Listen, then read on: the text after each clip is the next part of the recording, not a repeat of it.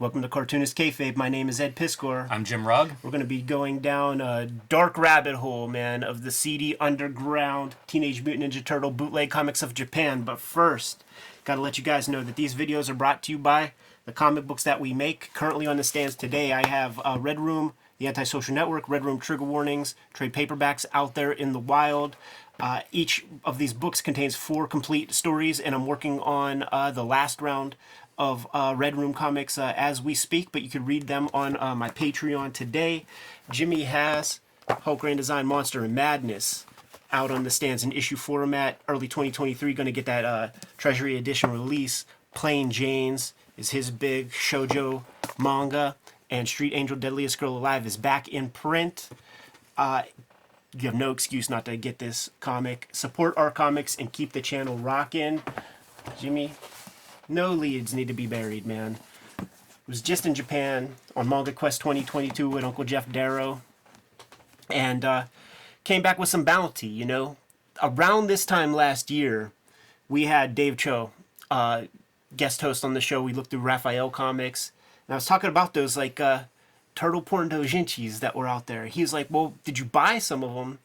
I was like, you know what, I didn't, man. And I feel dumb for not buying them because I took pictures of everything just thinking, like, look how silly this shit is, right?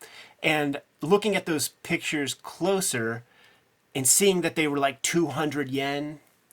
When I was first in Japan this last trip, 150 yen equals $1. So these things are like $1.25, $1.50. Yes. Something like that, man. So I righted that previous wrong because I did not buy any, and I proceeded to buy them all. It turns out nobody else is buying them because I saw all the same ones that I regretted not scooping up.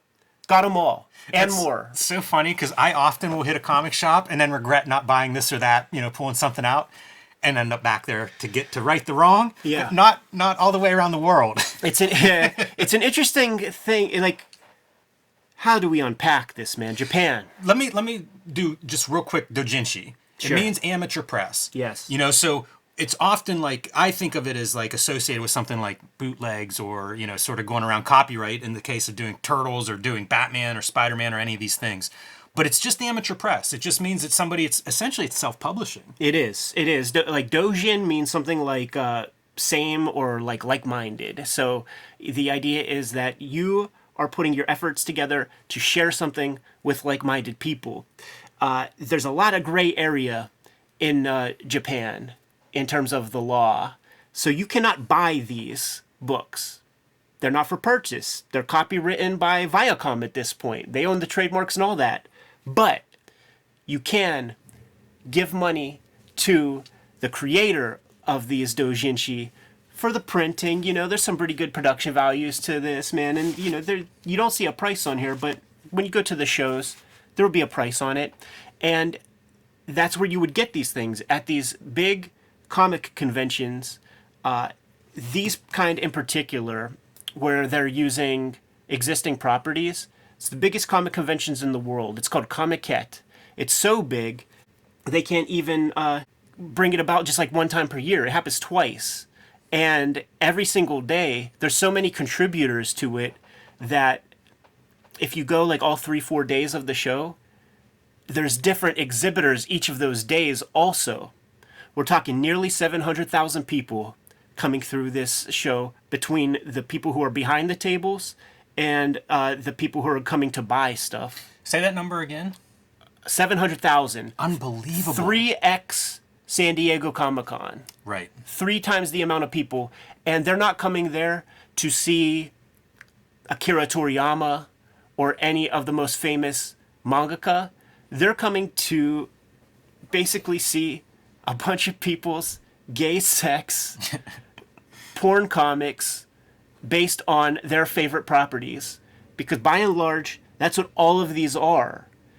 Not one punch is thrown, Jimmy, in these Turtles comics. Not one. It's wild. It's the ones that we could look through, it's all a lot of close talking and relationship talk. If you go to Japan and you go to Nakano Broadway Mall, there are 2 stores for doujinshi. The boys store and the girls store is basically what they call it. You go to the boys store and it's just the most raunchy, hardcore sex stuff, tentacles, big titties, all kinds of crazy shit, sex stuff, explicit. You go to the girls' store for girls, like the dudes are like, oh, you don't want to go there, man, that's the girls' store. It's all BL, boys love, and it's your favorite properties, your favorite characters and stuff, engaged in gay trysts and shit. And the creators are almost all females for this stuff. And for some reason, the turtles captured some imagination. That's so bizarre to me. You know, like we were talking before we hit record, and it's like if you were going to guess what American property would be the most popular, I love the Turtles, but that's not where I would have bet my money. It's true. Know? And it makes me wonder, like, what are you identifying? What's the element of these characters that speaks to you as a creator as, like, these are the characters that can tell this story I want to tell? Yeah, it's true. You see, you got the ones that are just pure fan fiction that are warehoused within, like, really, really, well-drawn and well-produced covers. That's the other thing about Doujinshi is that they're, because of the magnitude of the culture, there are whole print factories that just do Doujinshi 24/7. The Doujinshi press. There are two basic formats, this like tankobon size format and a little bit bigger. I'm glad you mentioned that too, because the quality is a big thing. Yeah. It's really impressive to me, and these are tools that are becoming more and more available to creators here in the U.S., in terms of what print is available for a self-publisher. And I really wonder, I often speculate that the comic book format is this antiquated format. Yeah. But I look at this stuff, and I look at the whole Japanese market, Yeah. all the manga collections and things like that, and I think, like, this may be a glimpse in the future of American comics, because as a self-publishing vehicle, the comic book format is still a great format. And I wonder if that's what we're going to be seeing moving forward. It's a good idea to bring up, man. I went to an independent comic convention out there that was original Doujinshi. So Comic-Ket is the giant convention with 700,000 people, and they're all doing existing property BL comics.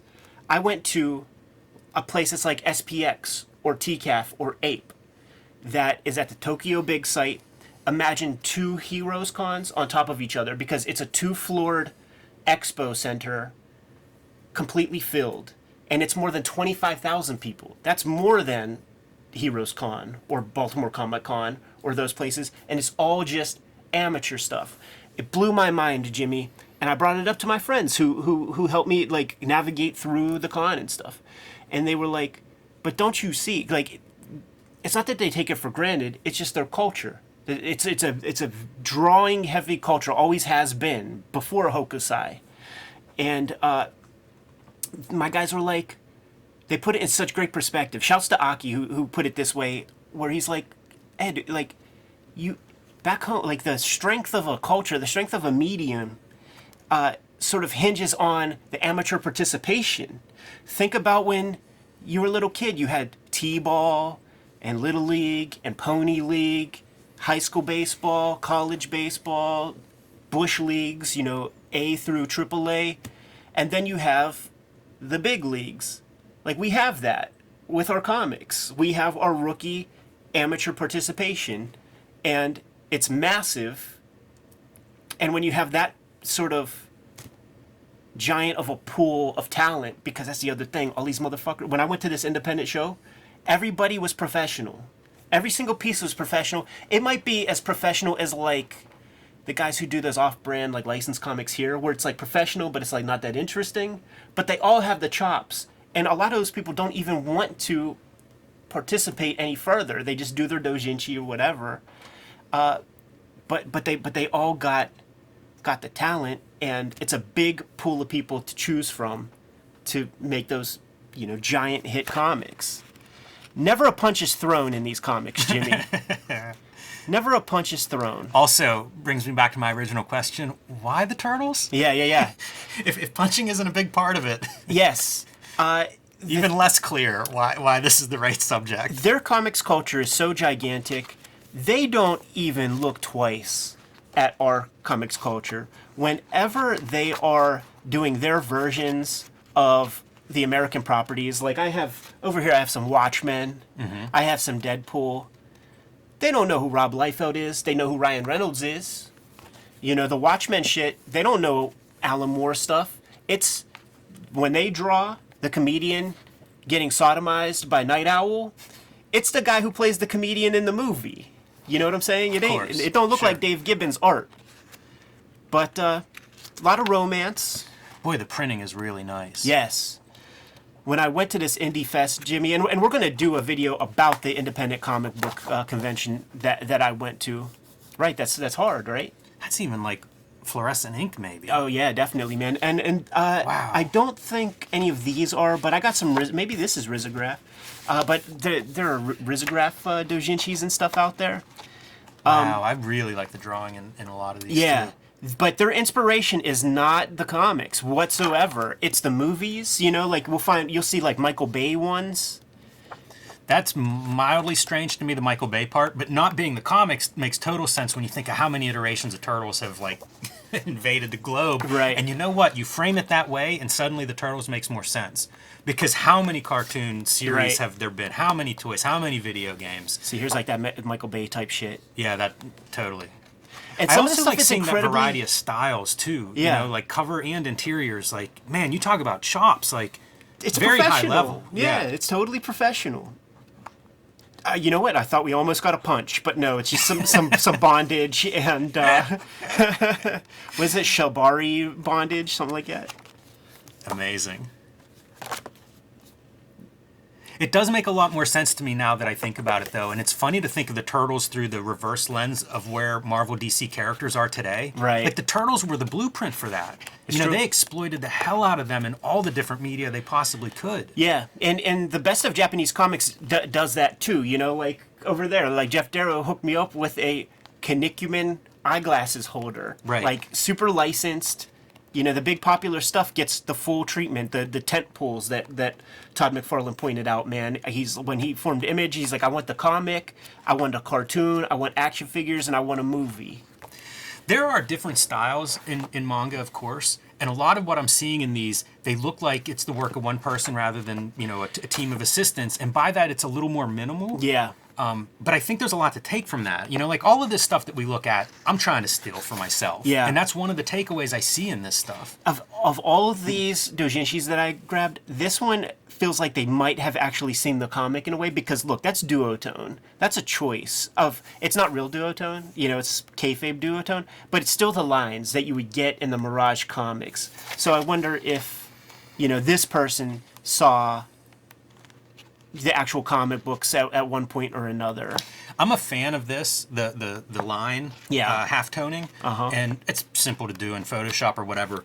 But I have a They Live zine that's like this, and I like those parallel lines. Like for everybody watching at home that you're trying to emulate screen tone. Like there are other ways to make grays that can be really exciting, and don't be afraid to experiment with some of those options. Here you go, man. This is an anthology.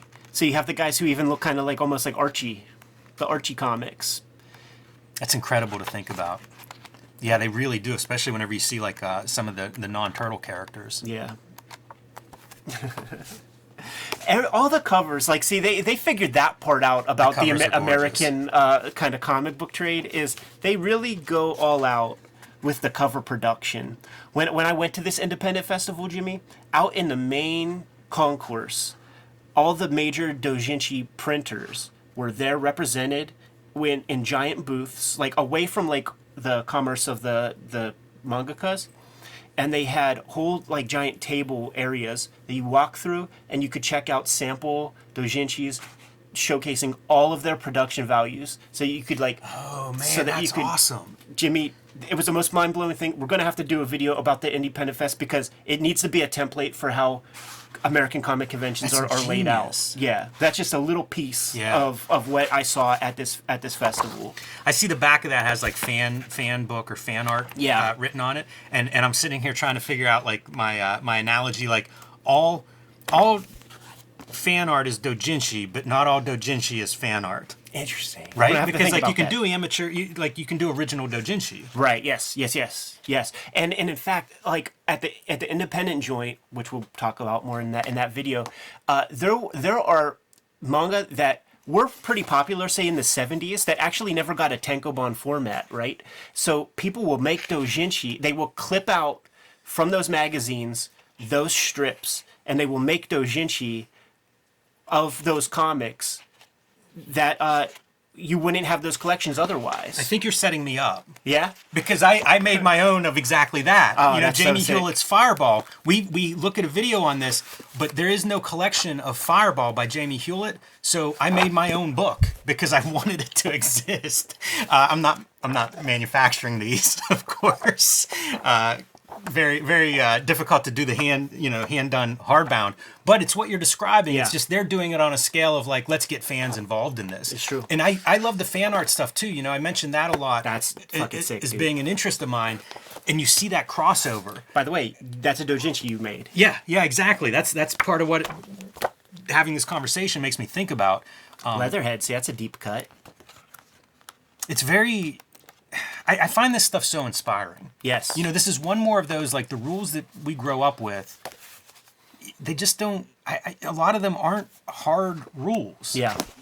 This is another Michael Bay inspired joint. Very nice with that end page, too, just Little cream. Yeah, exactly. Little grace note. Ooh, some nice art in that one. Yeah. Still no punches thrown yet. Sketchier style. Think about. I just love like the little bits of English that pop in. Once again, another super well drawn strip. For the most part, everyone you flip through has looked pretty good. Yeah, I like this. This is, again, another style here. Yeah. Very attractive. I think it probably comes from like the there was like a preteen Turtles Viacom like Nickelodeon show. Ooh. The R18 means restricted, but I put it in this pile, so I think maybe it's not that bad. It's funny. Because It'll be funny if we end up blurring because this is the stuff that like we just can't be looking on the inside of. Wake, like you see he's got a rubber in his fucking mouth. Look, is that R18 on there? Is that handwritten? Is that like the vendor put that on there? Like, oh, we probably ought to have that. I can't tell if Dots make that up. This one, Leonardo and Raph love comic. Can't look through that. You see that tail wagging. That's hilarious. Look at this one, man. Is this Kate Winslet and that's Leonardo DiCaprio and they're engaged in something? That's what I see. But I also see it's almost like the color is off register, off like on register. purpose. Yeah, probably. exactly. Yeah. Now this one, it's a shame that we can't go through this one because it's the one that's like based off of like the classic cartoon that we grew up with all the colors and the sort of aesthetics. But you guys are going to have to go out and get your own copy of Had the Dick. Respect that R18. Yeah. F Buddy. Mikey and Dawn, Friends with Benefits. Feels like you don't even need the R18 on there. Pretty clear in that title. Nor Milk Jugs, which I don't exactly even know what I'm looking at there. This has devolved into like a bad sketch. Pussy on Pussy, which this is Clerks when Randall's just reading the list of it porn is. titles. Yeah, it totally is. This one, this cartoonist is innovator. I think it is the same cartoonist as Milk Jugs and F Buddy. But the turtles are girls, and they have these big puffy Gotcha. cloakas. Gotcha. Vents, whatever you call it. Turtle Fables, which, that looks pretty subdued, but that's a Caligula type guy, and we know what that's about. Ooh, I like that cover a lot. Look at the lettering treatment. Yeah, very psychedelic. Nice. But they spell it in English for you here, man. That you can't be looking at this stuff.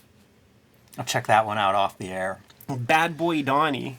Yeah, there are areas in town where you see these signs right here, and it'll be up and it'll be like on a curtain, and you look inside, and it's like the vending machine screens, and you could get like hookers on vending machines, and like you choose your girl, and then you choose like the extras that she could do, like the ones that you want, and then you just like you pop in your money, and then they show up, and you go to like the Love Hotel, which is also the 18. Like when you see that, you're in like Yakuza, like sex territory.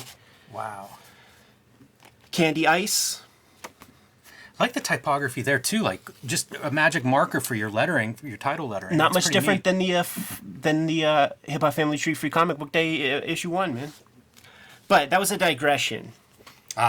Because this is a Doujin R18, but I put it in my good section, so it must not be so bad. Maybe it's all language. Dude, it's a punch. Whoa. A punch is thrown. And speed lines. I lied. Got an action comic on your hands. Wow, Yeah. look at that background. That's a screen. Mm-hmm. I bought those screens. Uh-oh. A lot of action in this one. Yeah. A lot of hot action. Yes. Oh, see, they're being tasteful about it. You know, you're just seeing the grunting and the cuz I feel like the Eastman and Laird turtles like work with that, because every now and then, like, if the turtles with the tail, if it doesn't look like a dick, it looks like a turd. Oh, see, this is a tasteful one. You know, no gratuitous close-ups or anything like that. Also, whenever they do have the porn stuff, like in these things, you need censorship. So like, this is more that gray territory, and they will put a censor bar on the dick hole. Like, just like the little tip, there'll be a little square, and that's enough censorship for it to skate by the rules. Amazing. Yeah. Look at this one, dude. Ain't that fucking cool as hell, dude? Like a kind of like a metallic. Kind of That's a metallic great cover. ink. Yeah, I like that a lot. And just like a supremely talented people of some professional caliber who they're just not interested in making their own comic or something. Yeah, it's really interesting that the culture of comics makers in Japan that aren't striving to be, professional full-time manga artists. Yeah, or just, express your own idea. Like we can point to the guys who sort of are, like Masamune Shiro. The Black Magic was a doujinshi, an original doujinshi. We put an interview I out. had no idea that was the case. Yeah, we put an interview out on the channel with Takashi Okazaki, Afro Samurai doujinshi. Night Owl Sensei, who did Trigun. I believe Trigun was a doujinshi. I wonder if the original One Punch would be considered doujinshi. Yeah, the One Punch Man. Yeah. Yeah, maybe. That one's even stranger, though, because I think it was a webcomic. Yeah, it's like a web doujinshi. Oh, that's almost like the old cartoon. That Splinter. The drawing's really strong in most of these. Yeah. It's kind of incredible, like, the level of drawing on all of them. Yeah. There's not... you think of kind of, I don't know, bootlegs and zines and things that you come across really like this stuff, too. And it stands out. Like, as you flip through these, I feel like we've seen a pretty wide range of styles. Like, Ain't this that's dope? A great page. Wow. Yeah, this is dope as hell, man. But, the baseline of what you've shown, it's very high. Oh, yeah. Yeah, like the 4-panel manga. Yeah. Wow. We're getting some of this anthology. So interesting to see. Like, this feels pretty hardcore zine. Yeah. I guess I shouldn't say hardcore, considering the subject matter, but I mean, this fits in that zine kind of what I would expect to find in a zine. Yeah. Especially an anthology-themed zine. And the fan fiction component's neat. This is just wild. I'm glad that you went all in on these. Yeah. $50. Like, it didn't even cost anything. Well done. And I left I pretty much stripped them of anything that was like $5 or less. There's some there that are like $40 and stuff. Wonder what. Can you recognize the cost difference? Like, are they big, thick books? They're thicker books for sure, and I do think that some of them are older, because the culture's so gigantic, and just the That's what I was wondering, if they're is like so huge. Cult doujinshi that's like, aftermarket now. It's like, yeah, that one's one to get if you find it, but hard to find. I'll tell you this, man. When I went to the independent one, Dude, look at how hard that is. The eyes like sewn shut. yeah, that's hard as fuck, man. When I went to the independent doujinshi festival, it's almost cordoned off by genres and stuff. And if you follow the natural flow, it took me 3 hours to get through, and I got there an hour late. So it's 4 hours into the show. When following the natural flow, I get to like where the hentai is, and it's a wasteland because all those dudes fucking sold out within the first hour.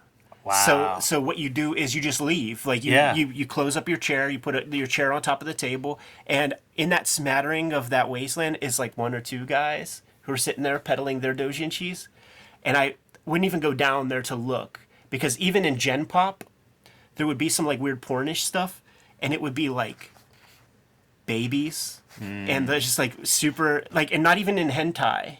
It would just be like in regular people, but because it's babies, it's not like. They got some weird fucking rules out there and shit. And as the cartoonist, like you are peddling your own comic. So I'm looking at the guy who's peddling that comic, and I'm like, and it's a little old man, you know, with like long gray hair and stuff. And it's like, I'm gonna kick this dude in his teeth. Like he is a for real pedophile for sure. Is that stuff the way it's set up? That's like the last stuff that you would get to. The hentai is the very last stuff that you would get to. And that's the stuff that has like a devout following, where like that stuff sells out real fast. That stuff just disappeared within the first, hour or something, and just it's gone. But they had whole sections. Yo, that's hard. This is a really good looking one too. Not to bury the lead, but some cool visuals here. At that Doujinshi festival, they had whole sections where it would be just royalty-free reference books. So it would be like photos, and it would be like, here's the interior of like a school, like these different books that you could buy, and just every piece that you would need to make effective comics easy, you had access to there. Deleter was there, Copic was there. Of course. You know what I'm saying? Wild shit. The Green Clown. That one, look cover-wise, could be like a coloring book that you would find somewhere. But that was the back cover. Totally different. They always pair them up also, it seems. How do you mean? Like it's never like the four turtles. It's like we put two turtles together and they do a lot really of nice one. Close talking. Wow, there was like reflection there where the drawing was, very I don't know, the line was bouncing around like on top of water. Right. I'm so impressed by the range too. We mentioned it earlier, but stylistically, it's kind of incredible to be able to pull out a stack of 50 comics like this and really get a variety of styles all going after these characters, which again, I think we did reverse engineer why turtles are so perfect for this treatment. Right. Because you could encounter it, like, depending on which piece you found first, that's your turtles. Yeah, and that guy particularly looked like he was inspired by the original cartoon. And he was adding to canon, like creating like a new little buddy character. This one, like when I grabbed it and like I'm getting all my stuff together, I'm nervous about this one, bringing it back to custom, but there's no R18, so I'm like, okay. Because like what a dumbass way to get pinched coming back to the States, like imagine that headline. I'm in awe.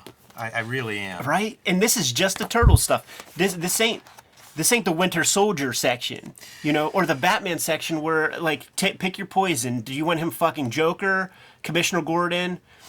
You can't come home with those ones with Robin. That's right. That's right.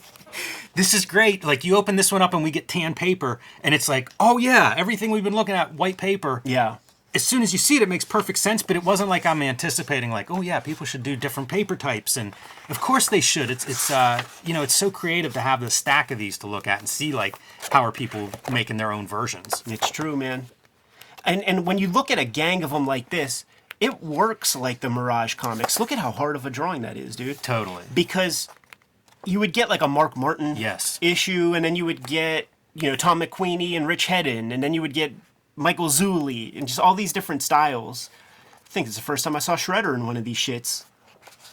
There was one a couple ago, and it was equally good. Like all of them look great. They really do stand out.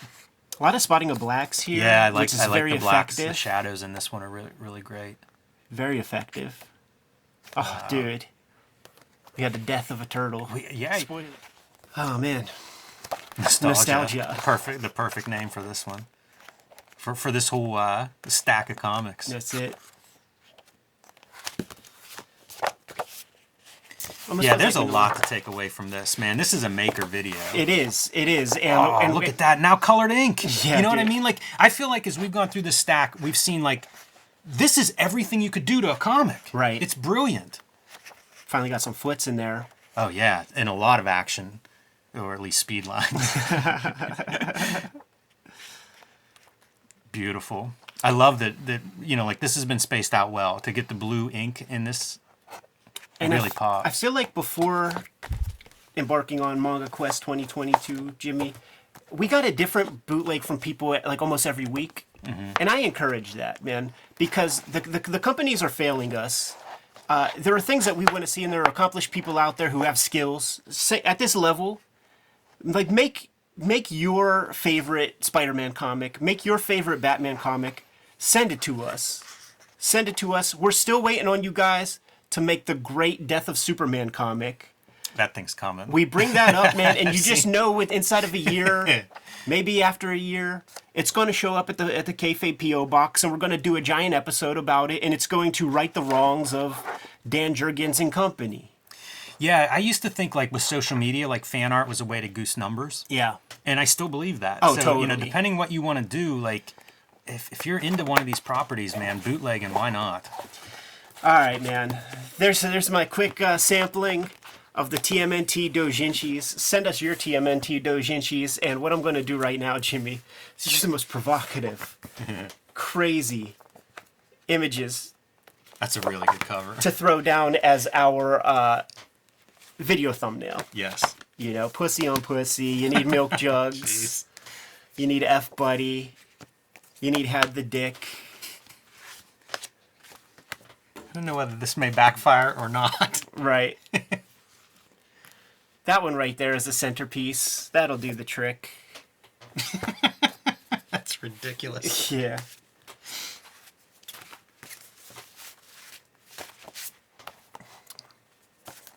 That looks like a Pretty strong. That looks like a YouTube thumbnail, does it not, Jimmy? I'm down with that one. All right, man. That is just a little glimpse of what independent comics looks like in Japan, man. A thriving community, more than 700,000 people who get together 2 times per year. It's 3 times the amount of San Diego Comic-Con attendance. I think I gotta get this pussy. Like, you can't have pussy like as a word on. This one's such a sweet one. Yeah. You gotta keep that there. Yes. It's a giant culture. It's a giant subculture that supersedes all of American comics. And that's just the amateurs playing around, having fun in Japan. I really think there's a lot we can take from it to apply to our comic scene here in America. It's true. Very inspiring, and I look forward to continuing this conversation through more of what you've brought back from Japan, and just in general, like these are conversations I want the industry here to have. Yes. Because there's a lot of room for improvement, I think, in the American comic scene. It's my biggest takeaway. I had this conversation with some fellow comics creators recently. Comics are awesome, and they rule everything. Yeah. Like from movies to video games to anything. Like, you put comics out there.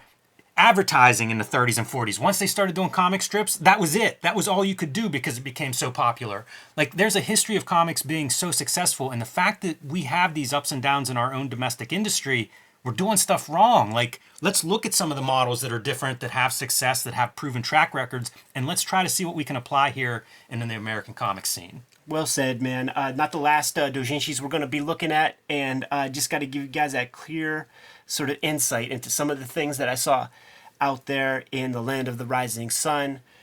Let's get the heck out of here, Jimmy. You guys need to like, follow, and subscribe to the YouTube channel. Hit the bell so that we can notify you when new vids are available. Jimmy, tell the people what you have out there, man.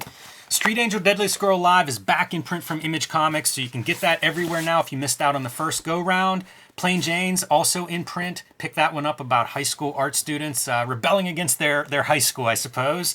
Hulk Grand Design, one of these days, is going to come out from Marvel, hopefully, as an awesome book collection. And join me on patreon.com/JimRugg, where you can see lots more of my art, and you can download some of my out-of-print zines and mini comics there. Well, these are the spreads, man. This is our bibliography. Hip Hop Family Tree is the perennial bestseller from myself.